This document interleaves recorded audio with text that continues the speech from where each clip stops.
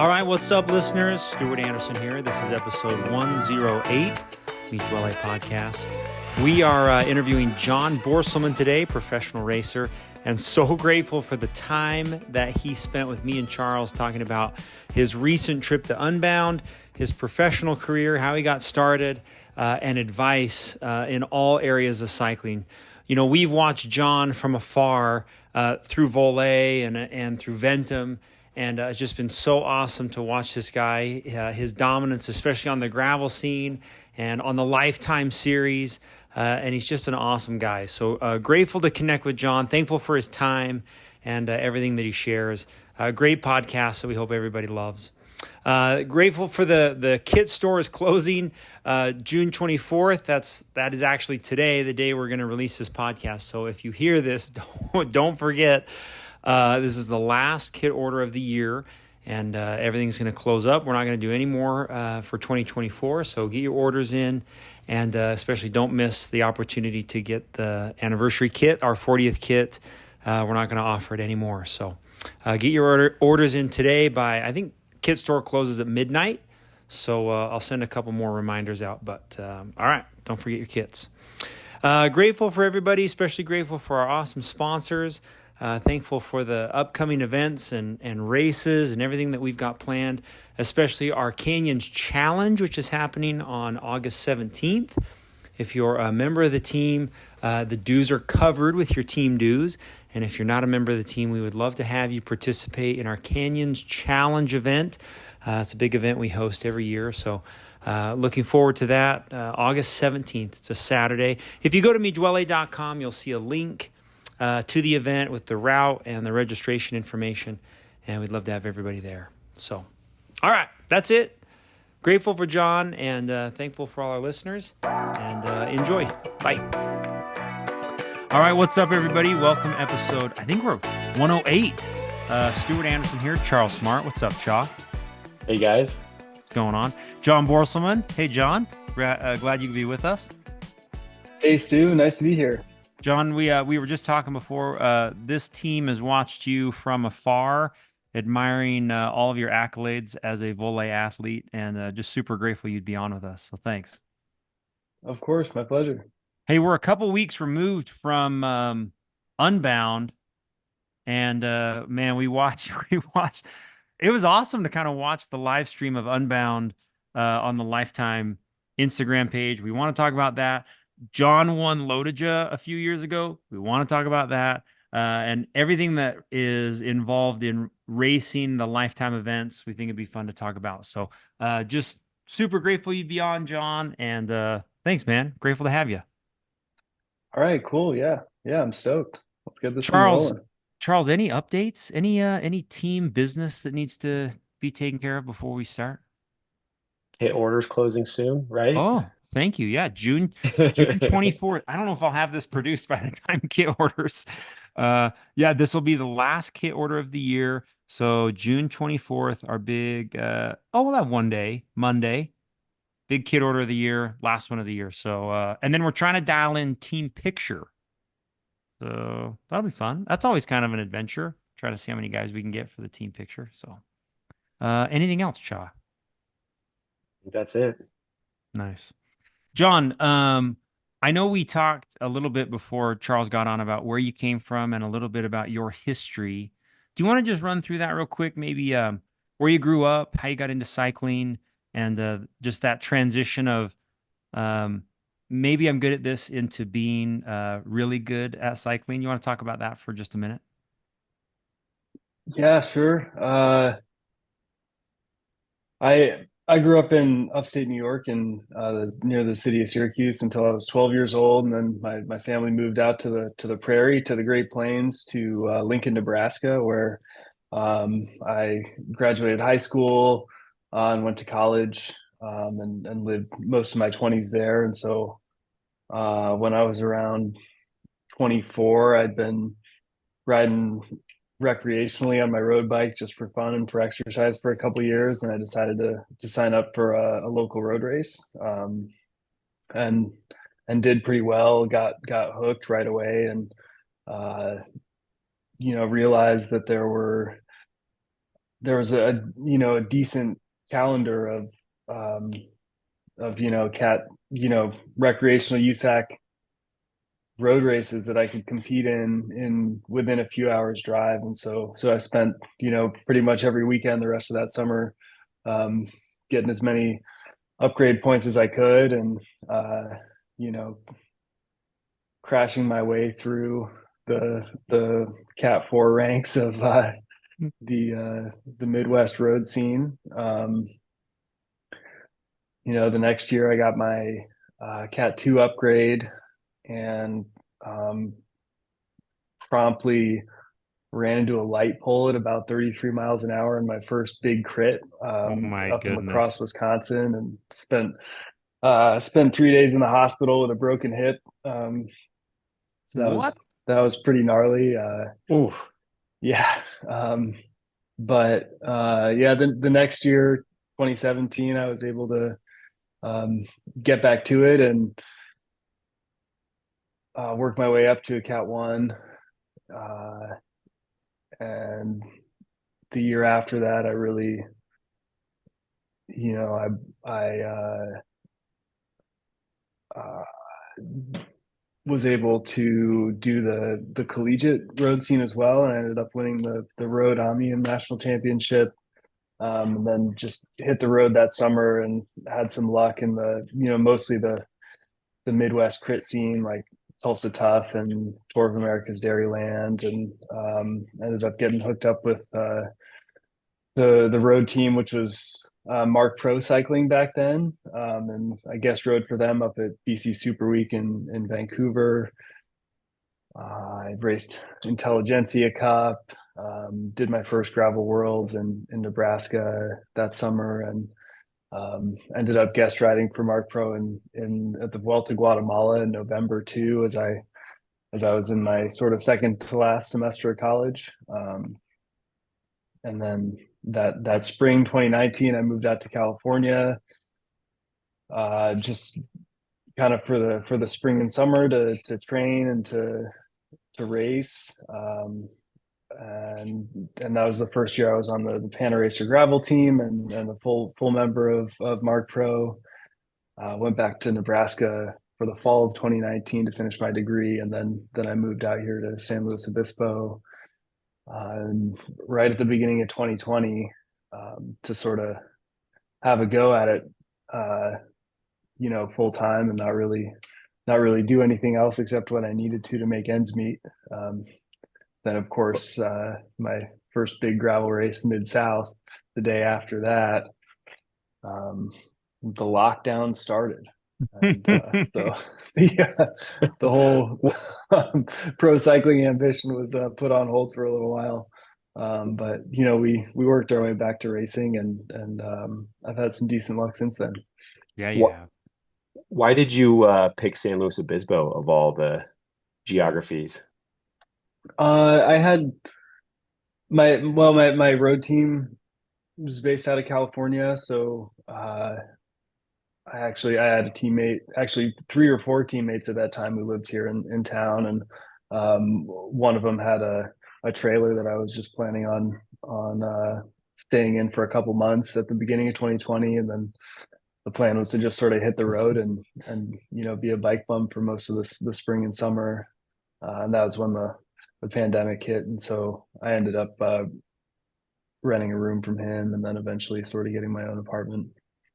But yeah, it was just, I had teammates here, and it's got a great climate. It's I mean, Californians might think it gets cold here in the winter, but the highs are never below 50 degrees. So for coming from the upper Midwest, it's about as balmy as I could imagine for wintertime training. And for California, by California standards, it's a pretty small town, so there's plenty of open roads, and there's good off-road opportunities as well. So not a whole lot of traffic, and not the crazy kind of crush of the big California cities. But We should move there, Cha. Let's just do it.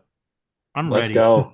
I'm I ready. spent a little bit of time there. My one summer, my family, we spent a summer out in San Luis Obispo, and I think is it Avila Beach.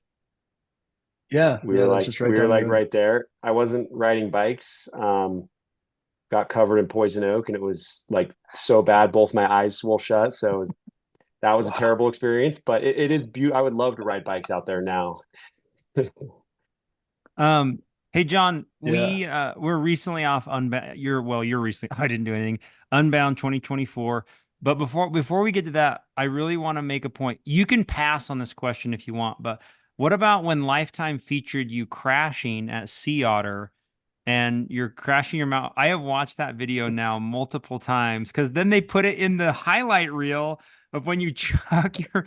Okay, what happened? Are you happy of this moment? Are you glad it was featured? Can you tell us the story? What happened? Okay, go ahead. Yeah, I mean, I think it's always pretty cool to actually get a video of the crash, especially when it's a pretty bad one. I mean, God, I've crashed so many times in bike races throughout the years. I've hardly ever raced my mountain bike, so I don't know if that might have been the first time I'd really crashed on a mountain bike in a race. Maybe the second time.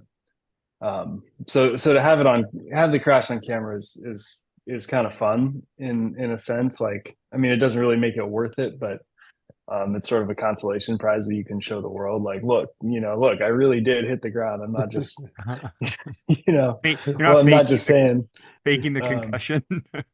yeah, I mean, the concussion was pretty rough. It took me a few weeks to um, feel completely normal again after that. I mean, I didn't mind, I ended up posting it to my account before Lifetime did anything with it. I Yeah. reached out and asked for the video.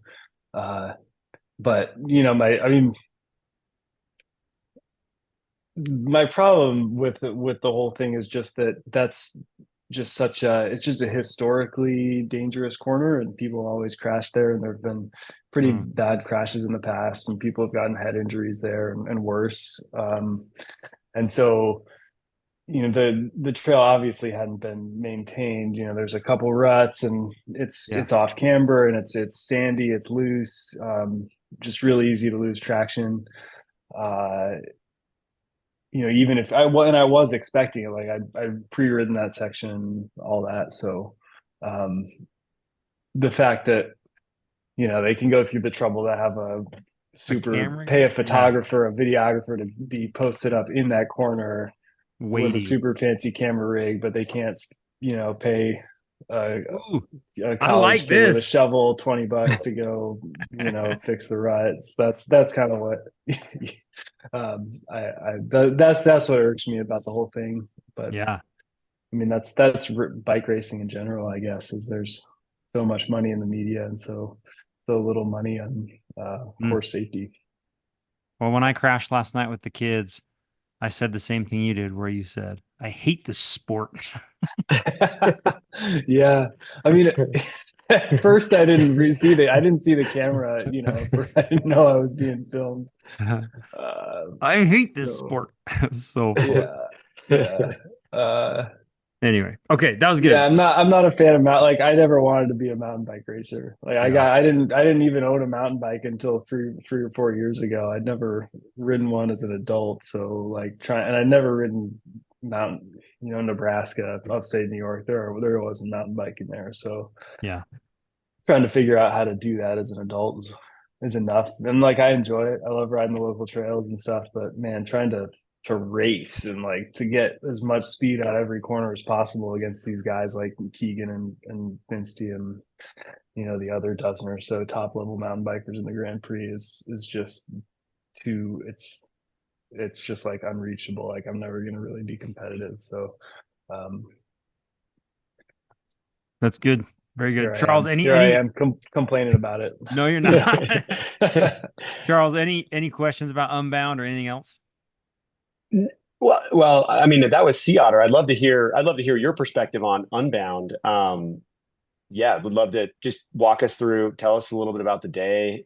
I'd also love to hear your perspective on how the event has changed, just as Lifetime seems to be gaining more momentum and more of a following. Like Unbound felt Yeah. huge. It felt like there was so much hype to Unbound this year. Is that true? Oh, for sure. So much Hmm. hype. Um, I mean, it is like for a good reason they call it the most prestigious or the world's premier gravel event or whatever their little tagline is. Yeah. It's it was like the OG like ultra. I mean, back in 2006, I think the first one was it was 200 miles of Kansas gravel just sounded like an absurd thing to do. And the equipment's changed throughout the years.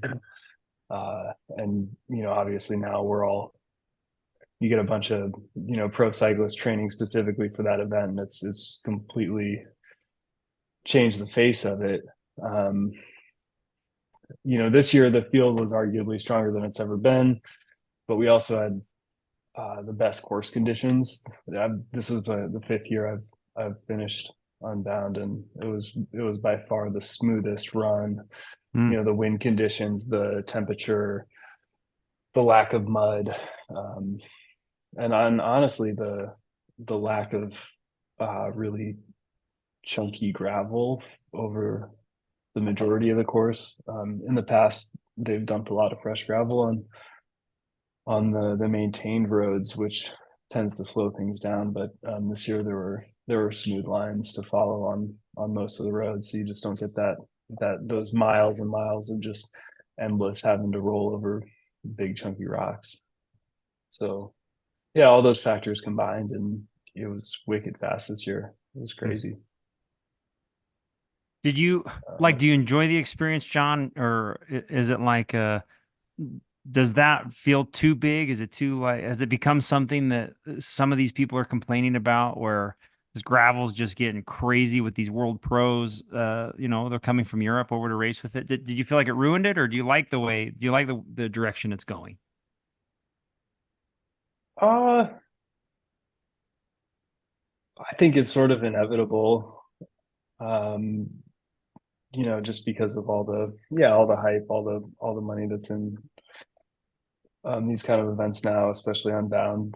Um, I think I mean, for decades, Americans have been going over to Europe to race road because that's what you have to do. And I think it's pretty cool that there's a little bit of the reverse happening now with gravel. Yeah, Uh, so no, I think I mean I'm a pro. I'm trying to do this. I'm trying to do this for a career, and uh, I want the attention and the level of competition to be as high as it can be. nice. And so I hope more Europeans come over here to race more events than just Unbound in the future too, because there are lots of other gravel races in the U.S. that are um, really good courses and really well organized. Cool. How do you think about that race, John, as it fits into kind of like the lifetime series? Like for me, the races that I'm more familiar with tend to like grab my attention just because I know them. But I feel like Unbound seems to hold a special place in terms of just like the sheer amount of attention. It's kind of like, at least for us, it's kind of the kickoff of like summer riding, early June. Like it feels in a lot of ways kind of like a little bit of an opener for the summer riding season. And I'd be curious to hear, how do you think about all those races, and which are there ones that have more buildup or less, or and then which one's your favorite? Yeah, I mean, Unbound and Leadville definitely are the two biggest. They're the two races that were really famous before the Lifetime Grand Prix series came around. And Crusher and the Tusher and Sea Otter were well known as well, and Schwamigan. I mean, those were all well known races, but on a more local or regional level. Like everyone in Utah who raced gravel 5 years ago probably knew what Crusher and the Tusher was, but maybe not really out of the Rockies. And same with Sea Otter had a reputation as a big industry meet and greet, but as far as a mountain bike race goes, maybe not so much of a national draw. So I think Leadville and Unbound sort of anchor the Grand Prix series, and those are the big name events that um, allowed them to draw attention to the prestige of the courses involved. They could say. Yeah. Um, as far as I go, like I mean, not a huge fan of Unbound just because I can't get through it without a flat. Like every year I've had some sort of a puncture, and um, it's just tough for, especially for a bigger guy to, uh, no matter what tires you're running, it's just those rocks are so sharp. Hmm. You hit them with enough force, they're going to slice your tires. So it's tough. It's tough for me to get through that route, that course without some sort of a major hiccup. But I do like the Big Sugar course a lot too. It's pretty rough, but the rocks don't seem to be as terrible. There's no mud really, so you can afford to run a little bit of a bigger tire without having to worry about mud clearance. And it's it's a really dynamic course. There's a lot of, there's maybe 15 or 20, short-ish punchy hills. There's some twisty technical descents. But it's just sort of like an all out, it's short enough that it just feels like it's like an all out, full gas the whole time. There's no, if the pace slows up, someone's going to attack every time. There's no real like stalemate involved in Big Sugar the way there is at the slightly longer races. So I think that's the one that I've enjoyed racing the most in the past Cool. couple of years. Nice. Yeah. John, can you talk us through your preparation for Unbound? How were you feeling? Were you like, I'm gonna win? I mean, can you talk us like how it was getting into it, and then anything about the race that you like stands out that we didn't see, or um, just any insights from Unbound? Yeah, sure. Well, coming into it, my little April racing block was, you know, I got that concussion at Sea Otter that kept me from racing BWR the next week, and BWR was the last race I was planning on before Unbound, so that's sort of the only 6+ hour race that I had on the schedule leading up to Unbound this year. So it was a bummer not to get to race that. Just as far as the experience and the just putting the body through that kind of an effort. And it still took me another week after BWR to really feel normal again, even though I started putting in the big training miles right away, just out of a little bit of like fear. Like I need, if I'm going to be competitive at Unbound, I need to get these miles in now. So I put in 3, really big training weeks, just, constantly on the gas. I mean, I think I did, I don't know, 1,600 miles or something in 3 weeks, and um, just a lot of hard VO2 workouts and just long days. I did several 6+ hour rides. And I always worry doing that much training that like I'm going to kind of put myself into a hole. But I think I got the training about right. And then of course you did my 3 weeks, took a rest day. The next day I got on the bike and I just had one of the most painful saddle sores I've ever had. So like everything went fine. I was doing fine on the training, and then the week after the saddle sore pops up. And yeah, that definitely made me concerned, and that's something I've struggled with throughout my career as a gravel racer. But this one was pretty bad, and I ended up having to, I was trying all sorts of remedies, and it wasn't really getting better, and I ended up having to adjust my saddle position Shoot. 2 or 3 days before Unbound, which is just yeah, not ideal. And so that might have affected my pedaling a little bit, but I mean, either way, I think I had the engine to hang with the front group. Um,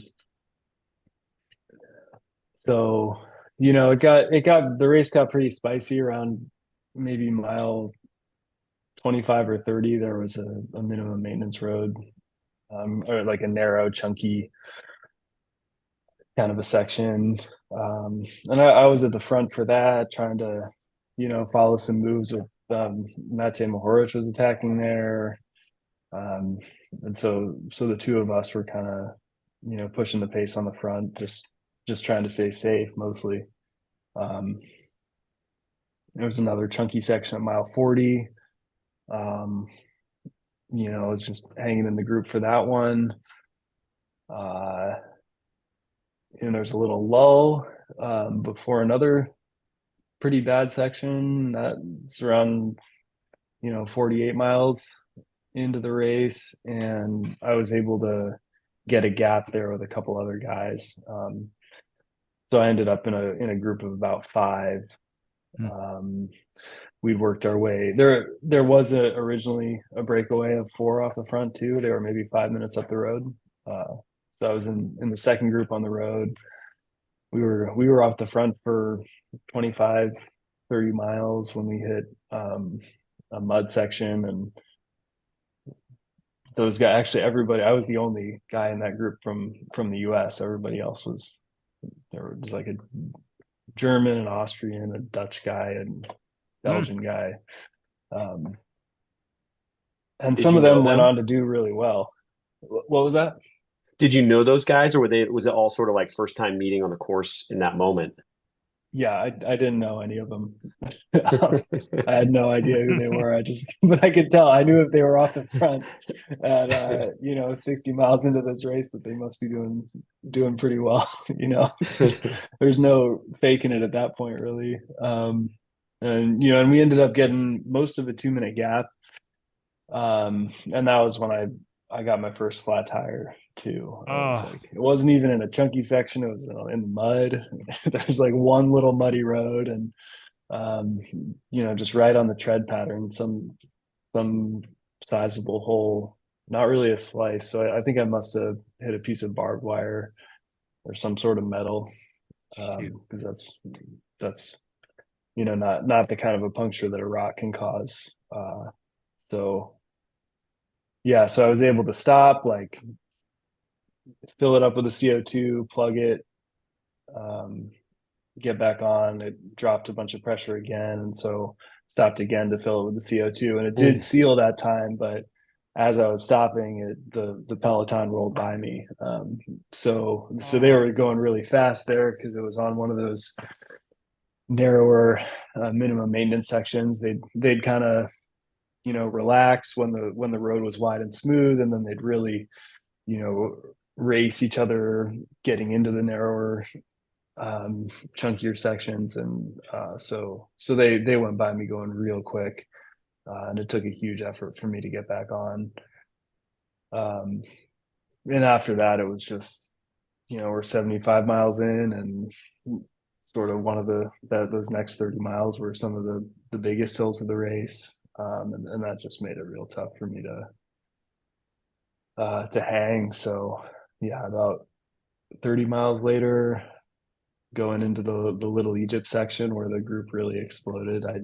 There's just one hill before we even got to that road, and I just got popped off, and there wasn't really anything I could do at that point. So and then of course I ended up flatting again on Little Egypt. Yeah, big old sidewall slice that time. So that took me another 2 stops to get completely sealed. So I had three Dynaplugs in my tire at that point. Just a couple minutes, three minutes off the back maybe by the time I actually got rolling again. And it was just sort of cruising in with picking up stragglers as I went. Yeah. Do you carry a tube in those situations, or is it just like, hey, if it doesn't plug, the day's over? Oh yeah, I've got a tube. I've got a tube, a patch kit, pump, boots, full Everything. everything. Like I'm definitely, that's one of those races that like I'm gonna finish no matter what. Pretty much. It's worth it. It's like that in Leadville, it's like um it's an accomplishment just to get through the race. Yeah. Um but yeah, I mean, putting a tube in is the last resort, because once you put a tube in, you're so vulnerable to any sort of puncture, any sort of splice, especially when your tire's already damaged. So I've had pretty good luck with the dyno plugs that I can, I've gotten like 3 or 4 of them into a single puncture before. Wow. So they can you can and it still takes, I think it's still a little easier to do that, even if you have to put a few plugs in than to like take the wheel off and put the tube in and get Totally. yourself all covered in sealant and all that. Hmm. Um, Nice. but yeah, man, I mean, and then it's off the back with 100 miles to go, and there were still 40 guys, 50 guys up the road at that point or something.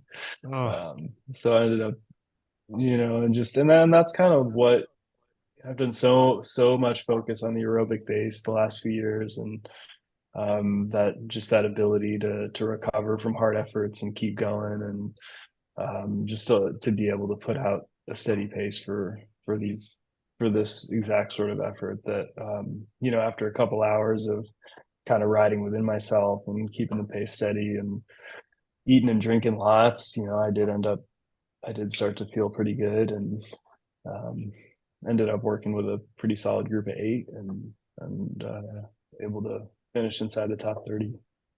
nice. Uh, Wow. Brutal day, dude. Me but and yeah, man, that's like I can't figure out how to get. I don't know. I need to find some tires that just. I should get some of those solid commute. You ever see like the solid commuter tires that like that are on your you can wheelbarrow. like cut a piece off with a knife and it still rolls, They can have like nails sticking out of them.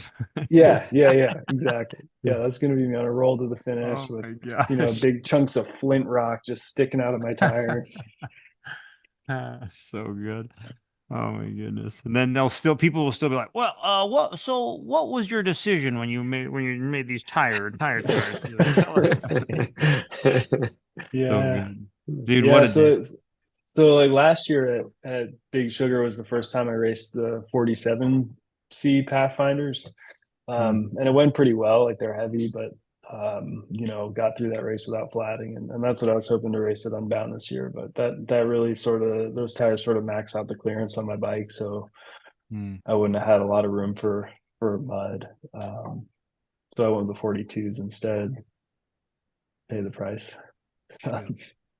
So Charles, I all know good. Charles, you got a lot of great questions down on the bottom. Do you want to hit one of them of our little outline here?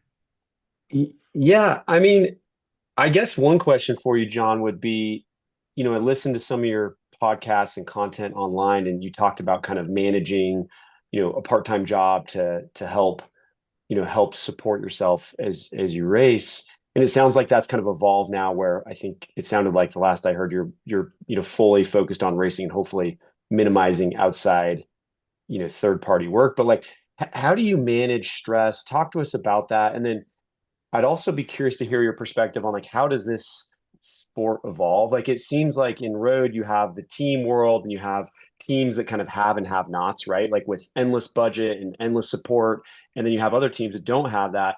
Is that same dynamic happening in gravel, but at like the more individual level? Or would love to hear. Sorry, that was kind of a multifaceted question, but maybe Sure. start with like how you manage stress, and then would love to hear um, thoughts on those other comments. Uh, yeah, I mean, I think that's one of, the things that I've never really struggled with as much as other people do. For better or worse, the stress just doesn't usually really get to me. Um, so yeah, and I've always been confident enough in my own ability to figure out a way to make ends meet. And so, um, a lot of people, people are trying to go pro, get into the sport at a young age before they've, been able to have like a job or save up any sort of money on their own. When I was in my mid 20s, and I'd already been working for a few years when I started racing, so I was able to like kind of, have like a little bit of a cushion to start with. Um, but I mean, nevertheless, it took me um yeah, 4 or 5 years of full-time training and racing to really get to a point where I was able to get any sort of financial support from sponsors, and then another 4 years of sort of like, part-time semi-pro before I was able to really, this is the first year where I'm really able to, um, just focus on racing full time. Um, so, when you've got to have a job and train and travel to races, it's definitely a balance, and um, making the hard decisions about, what you have time to do, and uh, what sort of a balance you can find between, how much time do I spend training, you know what what how much time can I spend cooking, like, do I need to, how much takeout, how much time can I spend sleeping, how much time can I spend, doing the other recovery, like there's a lot to training that I think helps an athlete besides just the riding the bike. You've got your core strength and your weightlifting and flexibility and mobility. And so it's there, there's just endless things you can always be doing something else to improve your performance. And so it's definitely always been, it's a struggle for all of us. Even still, even now that I'm, full-time cyclist, it's still tough to get everything that I want to done, you know. Yeah, Does, interesting. does that kind of help answer what you're Yeah, no, that's Yeah. great. I'd love to hear, just double clicking on that. How do you think about the evolution for the sport as a whole in terms of like this? Are there the kind of individuals that have, more robust support versus the young kids trying to, you know, bootstrap it together? Like how has that evolved, and is Lifetime accelerating that? Does that impact it? Like what's your view on this? Yeah, I think as far as sponsorship goes, gravel is still sort of the Wild West for up and coming athletes. Mm. Um, it's because it doesn't we don't really follow the same, right, like you were saying, the team sponsorship model of road cycling doesn't really follow the same way in gravel, which is still a much more individual sport. Uh, so I think, for kids, or 20 somethings trying to break into the pro gravel realm, it just so much depends on your ability to make connections in the industry, and build relationships with brands that will be lasting and that are mutually beneficial. um for me, I've never been one to be great. I'm not great at just like reaching out and cold calling people, like asking for money or for help. And so I've, built relationships with brands over the years that have turned into sort of these lasting partnerships that have allowed me to have a measure of success. Um,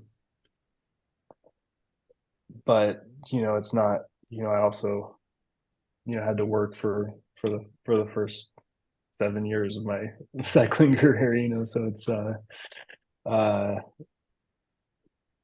some for if you can't just get a big result and like win a big race, you really have to like to have the kind of result that'll just like get you instant sponsorship. You've got to like win a big race, that's pretty hard to do. So yeah, and especially, every year, these, especially the Lifetime Grand Prix races, are getting harder and harder and more competitive. So yeah, I think, yeah, like, if I think for people trying to get into the sport these days, you got to have, like, I mean, you got to have a social media presence.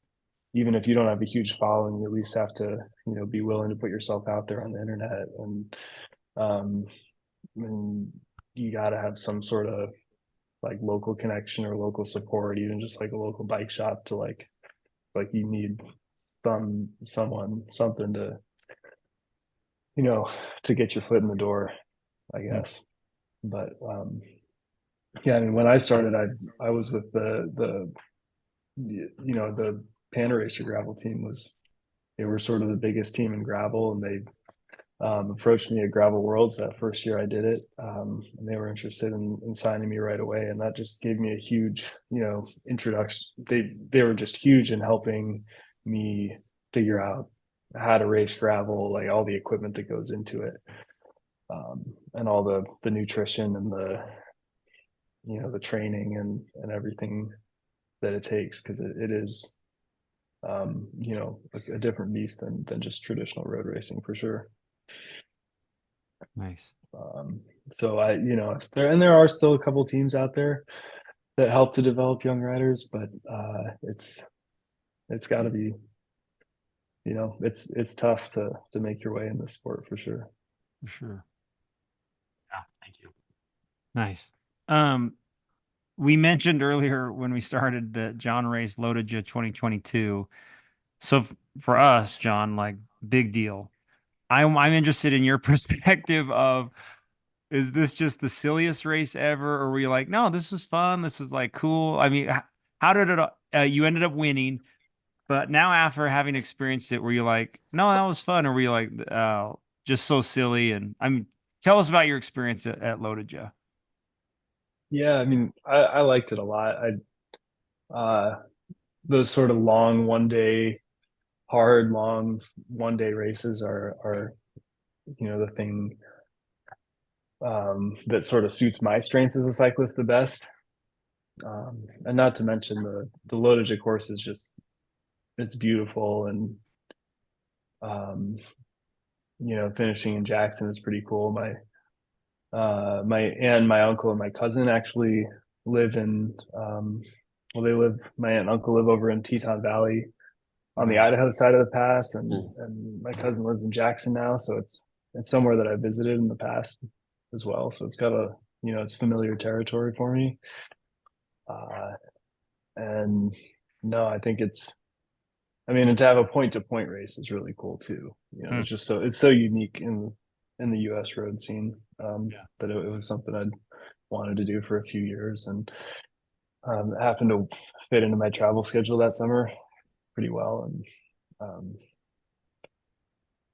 yeah, couldn't have gone any better for me, really. Like just like I barely was able to hang on when Nathan Spratt attacked on the last climb, the Salt River Pass, I think it is. I was able to hang with him over the top, and then it was just the two of us for the last 100 miles. And he got a flat tire, and he was able to get a spare wheel eventually, but the shifting was the spacing was different, so the shifting wasn't working, and so he was kind of struggling, and he's not a sprinter at all anyway, and I'm not a great sprinter, but I've raced enough crits and stuff that I know how to do it. And so Nathan wasn't worried about that. Seemed like he was happy racing for second, so ended up going about as well for me as I could have hoped. Felt about as good as I could have for considering it was a 200-mile race. That's awesome. So it's so fun that it really is such a, I don't want to call it prestigious, but when Charles and I ride, there used to be a time when everyone, oh, you ride bikes in Utah? How many Lodijas have you done? So that's just it's really fun that you did it. So that's cool. Yeah, I was stoked. I'd love to go back and do it again. It's that time of the year is getting real crowded on the gravel calendar, but yeah, for sure. That backdrop of rolling into Teton Village, I think it's got to be among the best in cycling in the US. Like those Tetons are just so beautiful. Yeah, absolutely. John, I know you got a couple more questions down at the bottom you got to get to.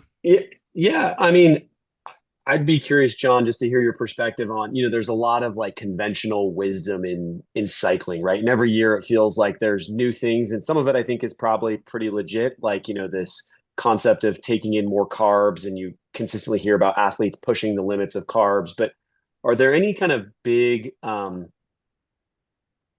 conventional wisdom things out there in cycling where you have like a real contrarian take, like, hey, that's actually bad advice, or like this is a path to burnout and failure, or just anything like that you would share with this group? Uh, I don't know if I have any opinions that are really starkly contrarian like that. Maybe I'm a little bit of a Luddite when it comes to bike technology, especially drivetrain technology. Talk to the Ventum guys, know me as the guy who wants to run mechanical shifting at all costs. Um, even though obviously the industry is going more and more towards electronic. But I think, yeah, I've just had so many issues with the electronic drivetrains in the past that I do race electronic on my gravel bike, but if it were a little more feasible, I would probably prefer to run mechanical shifting. I like working on the bike. I think cables are, I just like how the shifting works better, and it just seems like it's less susceptible to problems. Hmm. Yeah, I mean the carbohydrate thing is definitely important. I think for racing, I think in training, it's not. I think people, you don't necessarily want to overfuel for your training, especially when you're focusing on the longer distance events like the gravel races, because um, like when you like say you're going out for a zone two endurance ride, the more the carbs you take in, the more you're sort of gonna encourage your glycolytic metabolism um, to work harder. When kind of the point of those longer endurance rides is to favor your fat burning metabolism, so that's what's going to make you more efficient and over the course of a longer ride. So don't, it's definitely important in the race and when you're doing your really intense efforts to take in more carbs, but for the slower rides, you definitely don't want to overdo it with the carbs. um, yeah, I think sodium consumption, like in hydration, is another really important thing. Through my work with my precision hydration, I've kind of learned that all of us sweat out like completely different amounts of sodium, and that's having enough sodium in your bloodstream is what allows you to retain more water. Um, so if you lose the more sodium you sweat out, then the less water your body's able to retain. So to know how salty of a sweater you are and to be able to compensate with your electrolyte consumption is really important too. That's one of the things that's I think is I used to cramp a lot at the end of these long hot races, and um, dialing in my electrolytes I think has really helped me with that. Cool. Very cool. Yeah. John, what about can you talk for a minute to young John Borstelmann? What advice are you sharing with like young high school kids, or even like a dad training a young up and comer in the sport? Is there anything you would do different, or advice that you are like handing out on group rides to young kids, or even just our team in general, to make the sport more enjoyable, or just to be a better cyclist all around? Any advice that you kind of tip of your tongue that you'd share? Yeah, I think uh cyclists tend to focus too much on the training and the cycling part of cycling. I think there's so much.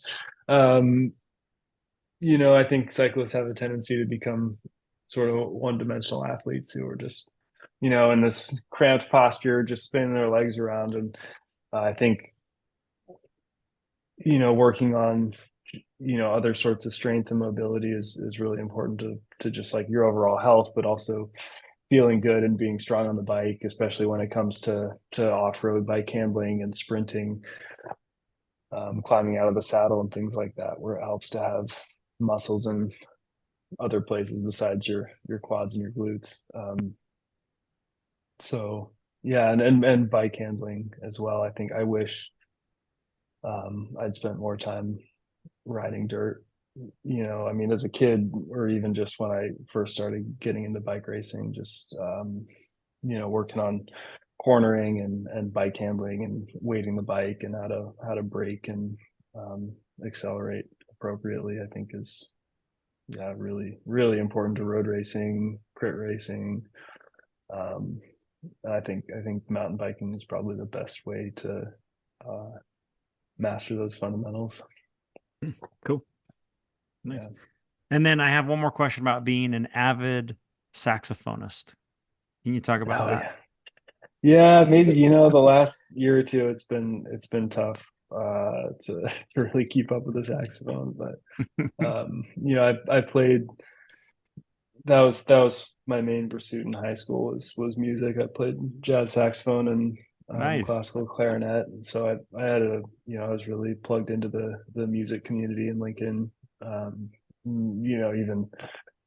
in my 20s, a lot of my friends still played music, so I was in a band, even throughout my first few years racing.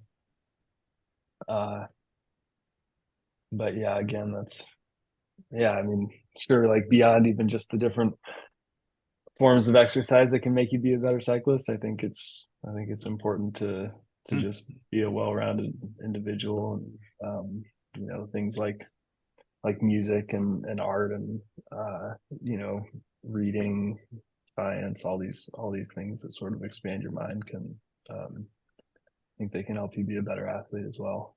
Nice. The new Renaissance man here, Charles. Yeah. Absolutely. I can proselytize about it. Whether I'm actually living it myself is Nice. Yeah, I was gonna say, don't Cornhuskers have a pretty good marching band? You didn't participate in that, did you? No, not in college, but I was in marching band in high school. Nice. Cool. I did my marching band time. That's 4 years of marching band was enough for me. I love that. That's fun. Yeah. Shaw, any other questions for John? I think that about covers it. Yeah, great to hear your insider perspective on all these, races and events and what the gravel world looks like today. Thank you. Yeah, of course. Yes. Fun to chat with you guys about it. Yeah, John, while we were on, Brian Trapp actually sent me a text. He said, "What do you think of this jersey?" And I said, "I can't respond. I'm talking to John Borstelmann." And he writes, "OMG, my favorite." Good. I'm glad It's kind of fun. I'm going to take that. Yeah, I'm glad I'm actually Brian's favorite. Oh, He tells me that, but I don't know if he tells all the athletes that. that's fun. Well, John, we appreciate Brian's it. great. It'll be fun to see you out at events, and dude, just grateful that you would spend the time to be on our little show. So grateful for you, man. We're rooting for you. All right. I appreciate it. Yeah, hopefully maybe some of that advice is valuable to your teammates and listeners and stuff. Absolutely. Thank Appreciate you, it, man. John. All right, cheers. Take care. Bye. All right, you too.